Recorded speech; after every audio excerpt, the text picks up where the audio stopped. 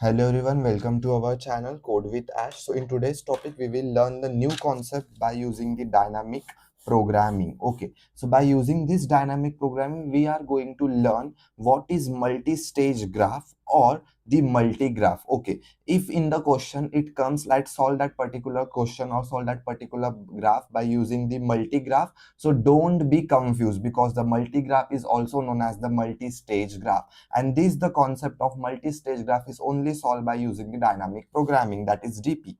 Okay, that is DP. Okay, so here what exactly we have to do here, our main motto and the main goal is that we have one source node and we have one destination node. It doesn't matter that your source node is always named as S and your destination node is always named as D. It doesn't mean sometime it's act as A and sometime it act as T, or sometime it acts as D or any other alphabet. Okay, so it never there is a 0% of chances that your source node always start from the S and your destination node is always end at the D. Okay, it will becomes any alphabetical number. Okay, now we will the main motto of this graph, the main motto of this concept is we have to reach from source to destination by using the minimum path. Okay, so this is nothing but our minimum path, or we can also call it as a minimum cost path. Minimum cost path. Okay, we can also go like this zigzag way and then we are reaching our destination, but it is not a minimum. It is not a minimum cost path. Okay, so the main motto and the main purpose of the multi-stage graph is to just giving our answer, is to just give the best and the minimum cost part from source to destination.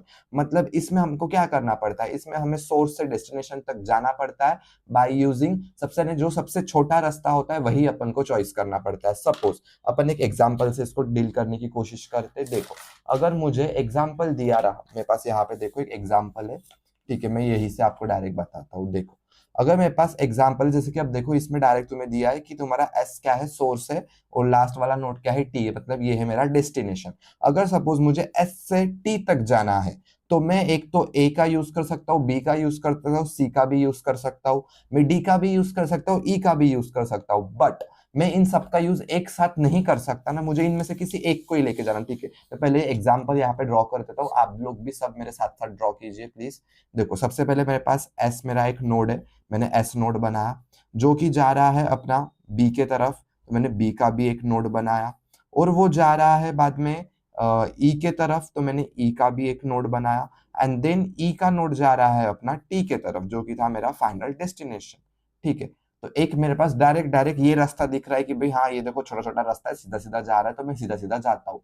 But no, यहाँ पे जो given weight है ना, ये कुछ भी अपन को दे सकते हैं आंसर. अपन को ये दे, तो ये 2+10 होगा यानी 12 होगा, 12+2 यानी 14. ये 14 दे रहा है, जबकि भाई ऊपर में मेरे को कितनी मिल रहा है, 8+3, ये कितना होगा, 8+3+4, ये अपन को मिलेगा, इसका आंसर 13 आएगा. तो देखो ऊपर में अपन को मिल गया कि भाई मिनिमम ऊपर में लगने वाला है. नीचे में देखते हैं तो 7+10 17, 17+3 ये अपन को आएगा 20.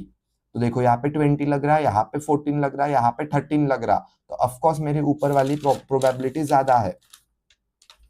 13 ही आता है क्या? ओके, हाँ मे बी 13 नहीं करो, लेकिन ऐसा नहीं जाना पड़ता, अपन और भी बहुत सारे तरीके निकाल सकते हैं. अदरवाइज मैं एस से ए के तरफ जाऊँ, ए से ई के तरफ जाऊँ, ई से टी के तरफ जाऊँ, ऐसा भी जा सकता हूँ. अदरवाइज मैं एस से ए के तरफ जाऊँ, ए से डी के तरफ जाऊँ, डी से टी के तरफ जाऊँ, या फिर मैं एस से बी के तरफ जाऊँ, बी से डी के तरफ जाऊँ, डी से ई के तरफ. मैं किसी भी पॉसिबिलिटी पे जा सकता हूँ, ये मेरी चॉइस है, इसलिए मैं आपको एग्जाम्पल पे समझा रहा हूँ.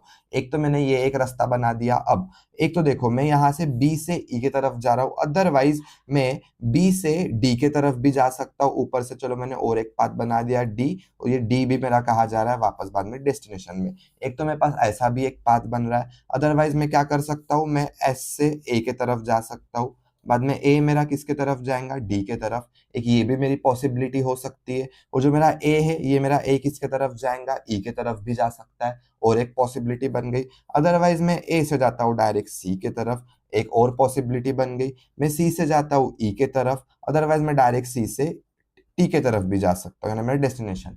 बस देखो डिफरेंट नंबर्स ऑफ पॉसिबिलिटी है। अब इनमें से मुझे एक कौन सा भी एक ही पाथ मेरे को चूज करना है जो मुझे क्या देगा, मेरा मिनिमम शॉर्टेस्ट पाथ मेरे को ढूंढ के देगा। मिनिमम यानी कम से कम जिसमें मेरी कॉस्ट लगनी चाहिए, ये वाला जो है मिनिमम कॉस्ट पाथ, यही मुझे इस क्वेश्चन का फाइंड करना है। But before it we will discuss what exactly a multiple stage graph is.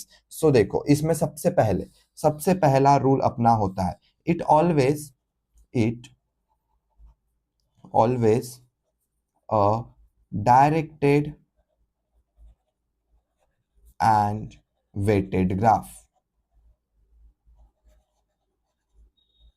Okay, so in multi-stage graph, the graph is always directed and weighted. Okay, जब भी अपन को directed और वेटेड ग्राफ दिया रहेगा तभी उसको अज्यूम करना कि वो अपना मल्टी स्टेज का प्रॉब्लम में फिट बैठेगा, अदरवाइज नहीं बैठेगा। अब नेक्स्ट इसमें और क्या हो सकता है, डायरेक्टेड भी हो गया, वेटेड भी हो गया। अब यहाँ पे मल्टीपल नोड्स होते हैं, ठीक है।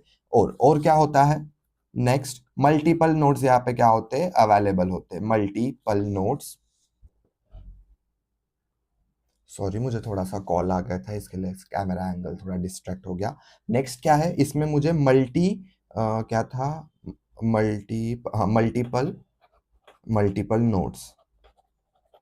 मल्टीपल नोड्स होते हैं। देखो यहाँ पे 1 2 3 4 बहुत सारे नोड्स है। और ब्रैकेट में अपन लिख सकते हैं always source and destination, always source and destination is available. Okay जो भी सोर्स और डेस्टिनेशन रहा है वो हमेशा अवेलेबल होता है, या फिर मेंशन होता है क्वेश्चन में कि मेरे को ए से मेरे को एक तो सोर्स अवेलेबल रहेगा या तो डेस्टिनेशन, दोनों में से कोई एक ना एक जरूर अवेलेबल रहेगा ही रहेगा, एक तो सोर्स या तो डेस्टिनेशन। कभी कभी क्वेश्चन में डायरेक्टली मेंशन दिया होगा स्टार्ट एस योर सोर्स, या फिर start S a initial node, ऐसा भी मेंशन दिया रहता है, ठीक है। अब नेक्स्ट और most important, it always it never be parallel. Okay अब नेवर बी पैरेलल मतलब क्या, देखो आपको कहीं पे दिख रहा है कि मैंने ए को बी से जोड़ा, बी से सी को जोड़ा, नहीं। यानी देखो ऐसे ये पैरेलली कभी जॉइंट ही नहीं होंगे। ये देखो आड़े आड़े ही जा रहे, हॉरिजेंटल जा रहे, डायगोनल जा रहे, चलेगा, बट कभी भी पैरेलल जैसे ऐसा ऐसा जॉइंट हो ही नहीं रहा है ये कहीं से। इसका मतलब देखो ये मेरी क्या हो गई, स्टेज नंबर 1। मैंने यहाँ पे लिखा स्टेज 1, ये मेरी स्टेज 2 होंगी, ये मेरी स्टेज 3 होंगी, और ये मेरा स्टेज 4 होगा, ठीक है। इस तरीके से जाना। अगर ये हॉरिजॉन्टल अगर ऐसे वर्टिकल डाला, ठीक है, ये देखो अगर मैंने इसको पैरेलल ऐसे ऐसे ज्वाइन करा, देखो पैरेलल हो रहा है, तो अगर मैंने इसको पैरेलल वर्टिकली अगर मैंने इसको ज्वाइन करा तो भाई मैं इसको स्टेज कैसे घोषित कर दूंगा, ठीक है। तो ये होता नहीं, but it will never comes as an, ये हमेशा फॉलो नहीं होता, ठीक है। कभी कभी ऐसा पैरेलल आ जाता है, तो कभी जब आ जाता है पैरेलल तब एग्जैक्टली क्या करना चाहिए क्या नहीं करना चाहिए वो आज हम देखने वाले इसी वीडियो में। देखो तो जनरली ना बहुत कम चांसेस होते हैं कि आपको ऐसे पैरेलल वाला कुछ एग्जांपल मिल जाए, बट मैंने आज ना एक एग्जांपल निकाल के रखा। मैंने एक्चुअली 2 एग्जांपल निकाल के रखे, ये रहे। एक तो ये वाला देखो, आप इस एग्जांपल में देख सकते हो, एक भी देखो 2 और 3 4 और 3 और 4 बिल्कुल भी पैरेलल जॉइंट नहीं है, बट उसके नीचे वाले में देखो 2 और 3 पैरेलल जॉइंट है, 4 और 5 भी पैरेलल जॉइंट है। तो देखो इसमें ये पैरेलल जॉइनिंग है, वर्टिकल जॉइंट हो रहा है। तो अब इसमें क्या करेंगे और इसमें क्या करेंगे, इसका प्रोसेस सेम है। ये स्टेज 1 रहेगा, ये 3 वर्टाइसेस स्टेज 2 में रहेंगे, ये 3 वर्टाइसेस स्टेज 3 में रहेंगे, ये एक सिंगल वर्टाइसेस स्टेज 4 में रहेगा। इसका भी सेम है, स्टेज 1, ये रहा 2 स्टेज 2, ये 2 स्टेज 3 और ये स्टेज 4, सेम है। बट अब इसमें करना क्या है, जब भी तुम्हें हॉरिजॉन्टली जब भी तुम्हें ऐसे वर्टिकली यानी एजेस अटैच मिलते हैं ऐसे यानी पैरेलल करते हैं, तुम्हें सिर्फ उसको इग्नोर करना है। क्या करना है, डायरेक्ट इग्नोर मार देने का उसको, इनको कंसिडर ही नहीं करना बिल्कुल कि भाई ये मेरे ग्राफ में दिया है, कंसिडर नहीं करना। हाँ देखो भले ये पॉसिबिलिटी है कि भाई देखो मैं 1 से 2 पे जा रहा हूँ, 2 से मैं 5 पे ये वाले नोट से आ रहा हूँ, और डायगोनल पॉसिबिलिटी है, बट ये जो है पैरेलल वाले ये जो 2 लाइन, ये वाली पॉसिबिलिटी नहीं काउंट करने की, इसको फुल इग्नोर मारने का, ठीक है। तो आज अपन ये वाला एग्जांपल लेते हैं क्योंकि ये बहुत इजी है, जनरली कोई भी सॉल्व कर लेगा। अपन ये वाला एग्जांपल देखते हैं क्योंकि इसमें कैसे इग्नोर करना है तो कैसे सॉल्व करना है ये थोड़ा सा कंफ्यूजिंग होगा आप लोगों को, इसलिए मैं यही एग्जांपल लेता हूँ, ठीक है। तो पहले अपन ये एग्जांपल एज इट इज निकालते हैं। ठीक है, तो आप चाहे तो इस पेज का स्क्रीनशॉट ले लीजिएगा। ये 3 रूल्स हमेशा याद रखना। थ्योरी आई तो यही अच्छे से एक्सप्लेन करना, एक छोटा सा डायग्राम देना, अच्छे से एक्सप्लेन करना क्या होता है क्या नहीं होता, मेन मोटो क्या है अपना, यहाँ पे मिनिमम कॉस्ट पाथ निकालना है। ठीक है, तो अब अपन अपना एक गिवन एग्जाम्पल ले लेते हैं। ठीक है, just a minute, I am just arranging my set. Okay, we are all set here. अब मैं पटापट ये एग्जाम्पल यहाँ पे ड्रॉ करता हूँ। तो देखो, सबसे पहले मेरे पास क्या है, नोड नंबर 1 है जो कि यहाँ से जा रहा है 2 के तरफ और यहाँ से जा रहा है 3 के तरफ। ठीक है, ये ऐसा मैंने निकाला, बीच बीच में एरो डायरेक्टेड होना चाहिए, नेवर बी फॉरगेट। तो ये हो गया 4 और यहाँ पे मैंने दे दिया इसको 2, और ये दोनों एक ऐसे हॉरिजेंट वर्टिकली भी ज्वाइंट हो रहे हैं बाय यूजिंग -3, और फिर ये हॉरिजेंटल ज्वाइंट हो रहा है 4 से, और ये भी हॉरिजेंटल ज्वाइंट हो रहा है 5 से। तो इसमें वैल्यू, ओ माय गॉड, मैंने ऊपर वाली वैल्यू ही खा ली। ठीक है, -1 दे देते हैं, और ये डायगोनली ऐसा ज्वाइंट हो रहा है और ये डायगोनली कुछ ऐसा ज्वाइंट हो रहा है। तो यहाँ पे है ये वाला, यहाँ पे ये। तो एक बार देखो, मेरे को इसको वैल्यू देखने के लिए वीडियो पॉज करना। Okay, so I am all set, I have the diagram here. Okay, so यहाँ पे ये हो गया अपना 4। उसके बाद में अब अपन जाएंगे 4 के बाद में, वो जा रहा है 6 के तरफ। एक यहाँ से ऐसा एरो है और एक यहाँ से ऐसा। ठीक है, यहाँ पे मुझे मिल रहा है 6 और यहाँ पे मुझे दिया है 3। यहाँ पे भी ये देखो पैरेलली वापस ज्वाइंट होगा बाय यूजिंग 5। यहाँ पे है -4 इस एरो के लिए, और इस एरो के लिए है, एक मिनट, हाँ, और इस एरो के लिए है 5। यहाँ पे है 1, यहाँ पे -1। Okay, I am all set. देखो, मैंने ये जो डायग्राम दी थी, सॉरी उल्टा दिख रहा है क्या, छोड़ दो, ये जो डायग्राम दी है मैंने, यही डायग्राम यहाँ पे निकाल दी। ठीक है, अब अपन इसको सॉल्व करेंगे। अब इसको सॉल्व कैसे करना है यहाँ पे देखते हैं। अच्छा, ठीक है, पटापट अपन इसको अब सॉल्व करेंगे। अब सबसे पहले मैं यहाँ पे क्या करूंगा, सबसे पहले मैं यहाँ पे स्टेज 1, स्टेज 2, स्टेज 3 अपने फाइंड आउट करूंगा। जो मेरा ये सबसे पहला है इतना हिस्सा, ये मेरा क्या रहेगा, स्टेज 1। उसके बाद में मेरा ये जो है 2 नोट्स का हिस्सा, ये क्या रहेगा मेरा, स्टेज 2। उसके बाद में ये जो 2 नोट्स है, ये क्या रहेंगे, यार लीड का बिना गया पे नहीं काम से, ये क्या रहेगा, स्टेज 3, और ये आखिरी वाला रहेगा स्टेज 4। ठीक है, इसको हमेशा सॉल्व करना है, पहले स्टेज 4, फिर स्टेज 3, फिर स्टेज 2 और फिर स्टेज 1। इसी तरीके से रिवर्स फॉर्म में अपन को आके इसको हमेशा सॉल्व करना पड़ता है। अब सबसे पहले मुझे क्या दिया है, स्टेज 4। तो यहाँ पे मैंने heading the the, for the stage 4। अब देखो यहाँ पे मुझे क्या दिया है, डायरेक्ट 6 ही दिया है मेरा पहला नोड, और इसके लिए मुझे कितना है, 0 डिस्टेंस, 0 डिस्टेंस लग रहा है। अब नेक्स्ट अपन जाके देखते हैं अपने स्टेज 3 के लिए। तो यहाँ पे मैंने वापस एरो दे दिया, स्टेज 03। अब देखो स्टेज 3 में क्या क्या है, एक तो 4 है, एक तो 5 है। तो पहले मैं यहाँ पे पॉइंट करके 4 लिख देता हूँ। अब बाय यूजिंग 4 से मैं 6 पे जा रहा हूँ। ये मेरा क्या है, डेस्टिनेशन है, ये मेरा क्या है, सोर्स है। ऑफकोर्स अब इतना समझ जाना चाहिए कि 1 है और 6 है, मतलब ऑफकोर्स 1 मेरा सोर्स होगा और 6 मेरा डेस्टिनेशन होगा। ठीक है, तो अपन को उल्टा, यानी पहले मैं इन सबको एक लोएस्ट पाथ निकालूंगा, फिर उसको ए के साथ उसको फिर 1 के साथ इंप्लीमेंट करूंगा। ठीक है, अब 4 के साथ में 6 पे जा रहा हूँ बाय यूजिंग 6, यानी 4 से मैं जा रहा हूँ 6 पे बाय यूजिंग 6। बाद में है मेरे पास 5, तो मैंने यहाँ पे वापस से एक पॉइंट और एरो देके 5 लिखा। अब 5 मतलब मैं 3 का यूज करके जा रहा हूँ 6 पे। मैंने पहले ही बोला, ये जो है पैरेलल वाले, इन दोनों को क्या करना है, फुल इग्नोर करना है, बाकी सब एज इट इज रखना है। ठीक है, तो यहाँ पे मैं 3 का यूज करके मैं कहाँ पे जा रहा हूँ, 6th नोट पे जा रहा हूँ, और इस पे भी मैं कहाँ पे जा रहा हूँ, 6th नोट पे। अब ऑफकोर्स इन दोनों में से छोटा कौन सा है, ऑफकोर्स मेरा क्या है, 3 इज माई मिनिमम। मतलब मेरा 5 वाला पाथ कंसिडर हो चुका है। अब मैं 4 के आसपास भटकूंगा भी नहीं, मतलब मेरे को 5 यूज करना है। मतलब भाई अब पॉसिबिलिटी क्या है, एक तो मैं 1 से 3 पे आ सकता हूँ, 3 से इधर जा सकता हूँ, या फिर मैं 1 से 2 पे जा सकता हूँ, 2 से मैं इधर आ सकता हूँ। बट मैं इस पे नहीं जाऊंगा, क्यों, क्योंकि मेरा देखो मिनिमम क्या निकला, 3 निकला, मतलब मैं इसी का यूज करके जाऊंगा। ठीक है। अब नेक्स्ट नेक्स्ट मैं क्या करूंगा, अब मैं नेक्स्ट जाऊंगा स्टेज 3 हो गया, स्टेज 2 पे। अब देखो, अब इसमें पॉसिबिलिटी बढ़ेंगी। स्टेज 2 पे अब देखो, इसमें सबसे पहले अपन 2 के लिए निकालते हैं,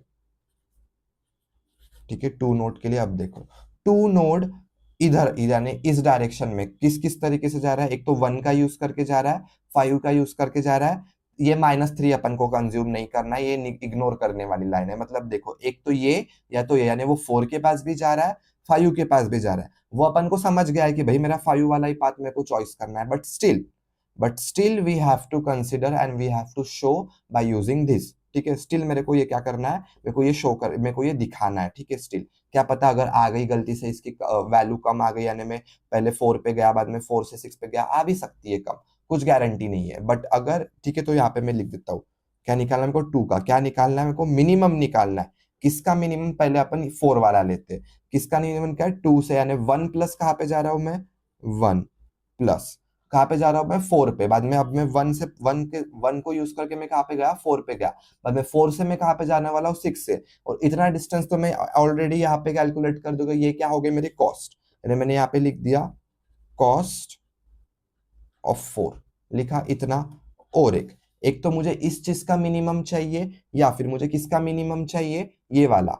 यानी मैं 2 से 5 का यूज करके कहाँ पे आ रहा हूँ, 5 पे ही आ रहा हूँ। यानी 5 प्लस कॉस्ट ऑफ 5,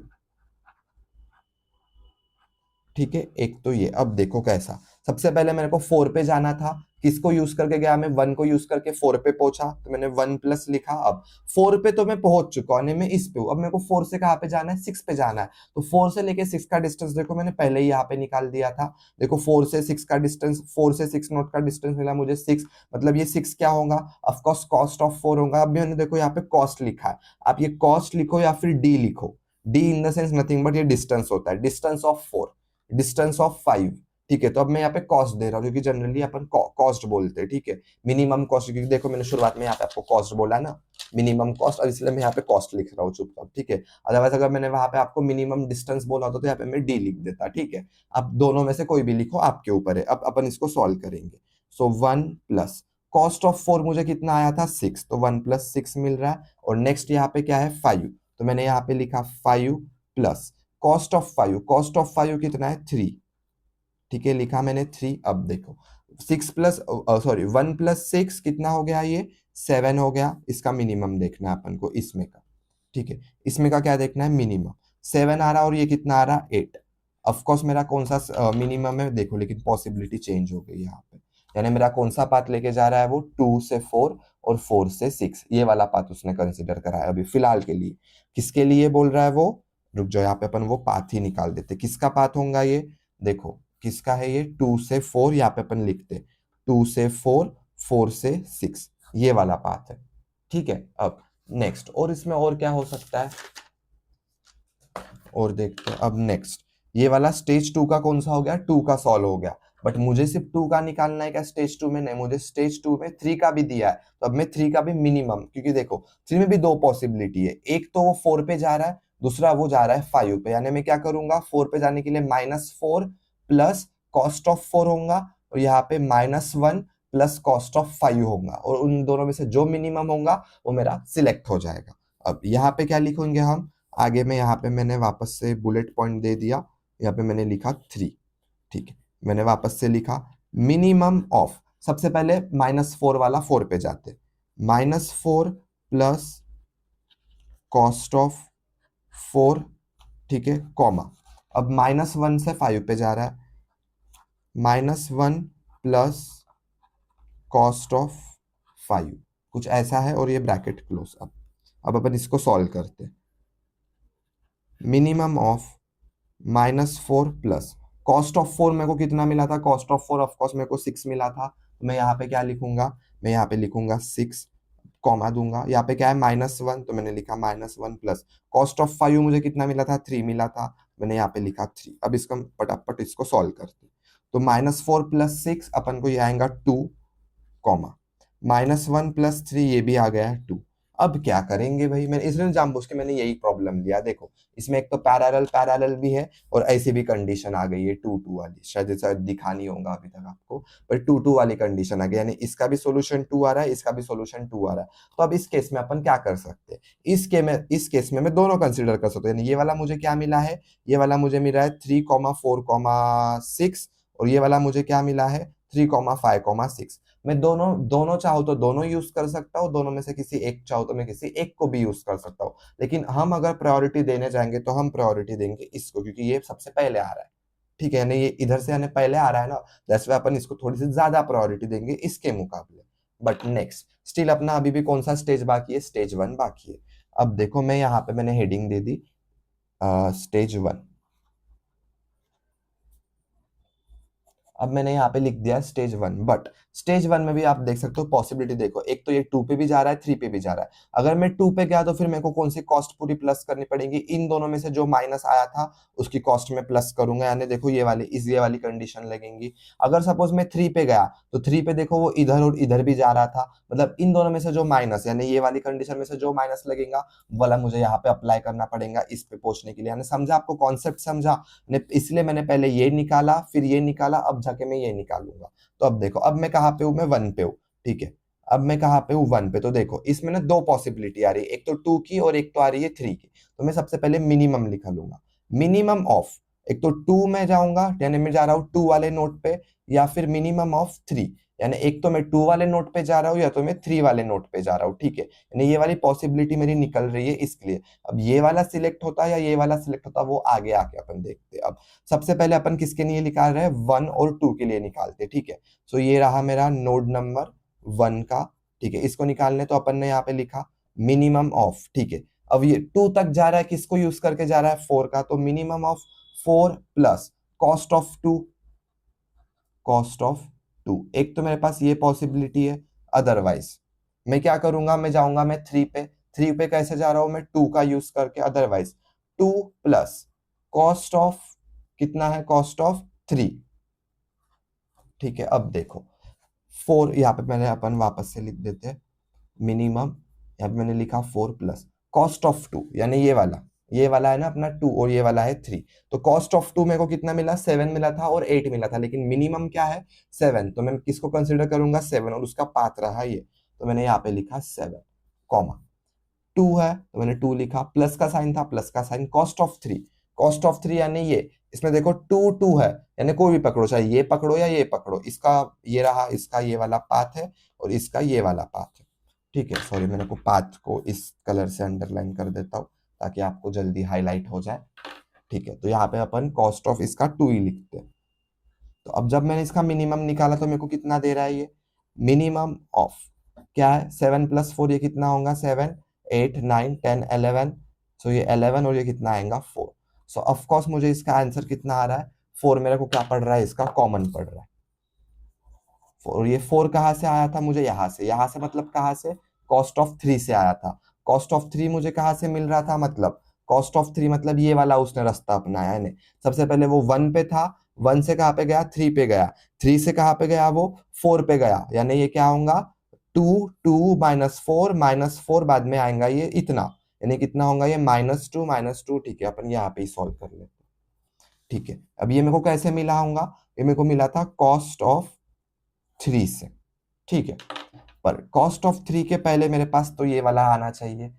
ठीक है, तो मैंने यहाँ पे क्या लिखा, मैं 1 पे हूँ, 1 से मैं कहाँ पे गया 3 पे गया, कॉस्ट ऑफ 3 था तो यानी मैं 3 पे गया। अब कॉस्ट ऑफ 3 में मैंने कौन सा कंसिडर कराऊंगा, देखो इसमें दो रास्ते, एक तो 2 और 2 है, दोनों सेम है, मतलब मैं ये भी कंसिडर कर सकता था ये भी कंसिडर, लेकिन मैंने बोला मैं प्रायोरिटी किसको दूंगा, पहले जो आया था वो ये वाला किसका आया था 3,4,6, यानी 3 के बाद क्या था 4 था, 4 के बाद क्या था 6 था। तो ये बन गया मेरा फाइनल सीक्वेंस। अब मैं इसकी चुपचाप से पटापट इसकी नंबरिंग देता हूँ कि भाई मेरा मिनिमम कितना निकला था, 1 पे था, 1 से मैं कहाँ पे गया 3 पे गया बाय यूजिंग 2, तो इसका मुझे मिला 2। बाद में मैं कहाँ पे हूँ, अभी मैं हूँ 3 पे, 3 से मैं कहाँ पे गया 4 पे गया बाय यूजिंग -4, यानी यहाँ पे मुझे मिला -4। अब मैं कहाँ पे हूँ 4 पे हूँ, तो 4 से मैं कहाँ पे जा रहा हूँ 6 पे बाय यूजिंग 6, तो मैंने यहाँ पे लिखा 6। अगर मैंने इसको सॉल्व कर दिया तो इसको अपन कैसे सॉल्व करेंगे, प्लस प्लस, देखो तो ये कैसा 2 प्लस -4, ऑफकोर्स इसका आंसर आएगा -2, -2 + 6 होगा, तो इसका आंसर आएगा अपने पास 4। यानी मैं 4, यानी मेरा मिनिमम, ये क्या हो गया मेरा मिनिमम कॉस्ट, ये क्या हो गया अपना मिनिमम कॉस्ट पाथ, जिसका अपना अब जिसका अपना डिस्टेंस क्या होगा, जिसका अपना सीक्वेंस क्या था 1,3,4,6। एक तो आप ऐसा भी लिख सकते हो, अदरवाइज 1-3-4 हाइपन सॉरी डैश 1-3-4-6 अपन ये भी लिख सकते हैं, ठीक है। So in this way we are completing our whole concept of the multi stage. अब मैंने ये एग्जांपल थोड़ा सा जानबूझ के ऐसा लिया था जिसमें आपकी ये जो पैरेलल वाली पॉसिबिलिटी है इसका भी डाउट आपको क्लियर देखो, तो मैंने इसको क्या करा, मैंने डायरेक्ट इसको इग्नोर मार दिया। और नेक्स्ट जबकि आप अगर आपका सेम सेम आता है तो आप किसको प्रायोरिटी दो और फिर उसको किस तरीके से आप स्टेज 1 में इंप्लीमेंट करो, ठीक है। तो स्टेज 1 में देखो मेरे पास दो पॉसिबिलिटी थी, एक तो 2 की थी, एक तो 3 की थी। तो मैं 2 से गया तो मुझे उसका 11 आंसर आया। अगर मैं 3 से गया तो उसका मुझे आंसर 4 आया। लेकिन 3 से तो गया हूं, लेकिन कौन से वाले 3 से गया, क्योंकि 3 में भी देखो दो पॉसिबिलिटी है, एक तो 4 की या तो 5 की। तो मैं अपना रहा हूं, मैं देखो मैंने फर्स्ट वाले यानी मैं किसको प्रायोरिटी दी थी, मैंने 4 को प्रायोरिटी दी है। मतलब मैं ये 3 से 4 पे गया, 4 से इस पे गया, और मेरे को फाइनल आंसर मेरा क्या आया था 4। 4 इज माई मिनिमम, और ये रहा उसका सीक्वेंस। आप एक तो इस तरीके से लिखिए या तो इस तरीके से लिखिए, एक ही है, ठीक है। तो in this way we are completing our whole concept of the multi stage graph. तो यहाँ पे आप उसका स्क्रीनशॉट ले लीजिए। देखो इसमें मेन होता है कि भाई आपको डायरेक्ट ग्राफ और वेटेड ग्राफ दिया रहता है। Directed and the weighted graph is always mention in your paper. Okay, उसके बाद में अपन को इसी तरीके से उसको सॉल्व करना होता है। Then we are moving toward the next concept. यहाँ पे अपन ने उसको स्टेजेस के हिस्से में अपन ने डिवाइड करा है कि अपना कौन सा स्टेज 1 होता है, 2 होता है और 3 होता है। हमेशा पहले स्टेज 4 सॉल्व होगा, फिर स्टेज 3 होगा, फिर स्टेज 2 होगा, फिर स्टेज 1 होगा। यानी अपन से अब उल्टे डायरेक्शन में जाके अपन को इसको सॉल्व करना पड़ता है, तब जाके अपन को धीरे धीरे इसका मिनिमम पाथ अपन को फाइंड करना पड़ता है। देखो स्टेज 4 में कोई मिनिमम का फॉर्मूला नहीं है, इसमें भी कोई मिनिमम का फॉर्मूला नहीं है, लेकिन देखो इसमें मिनिमम मिनिमम निकालना पड़ता है। क्योंकि देखो स्टेज 2 में पॉसिबिलिटी एक तो वो इधर भी जा रहा है, एक तो वो इधर भी जा रहा है, तो पॉसिबिलिटी बढ़ गई, इसलिए मेरे को इन दोनों में से जो मिनिमम निकल रहा है वो अपन को यहाँ पे निकालना है। And at the final we are here for the stage 1। यहाँ पे अपन स्टेज 1 निकालेंगे। ऑफकोर्स इसमें भी तुम ऑफकोर्स मिनिमम आने ही आने वाला है, क्योंकि अपन इसमें भी पॉसिबिलिटी देख रहे हैं, एक तो वो 2 पे जा रहा है या तो वो 3 पे जा रहा है। दैट्स व्हाई अपन ने यहाँ पे भी पॉसिबिलिटी देखी है। Okay, so this is all about the multi stage graph by using the dynamic programming. So that's it for today's video. मिलते हैं अपने नेक्स्ट लेक्चर में, जिसमें अपन वापस से डायनामिक प्रोग्रामिंग का एक नया कॉन्सेप्ट देखेंगे। Okay, thank you so much for today's video.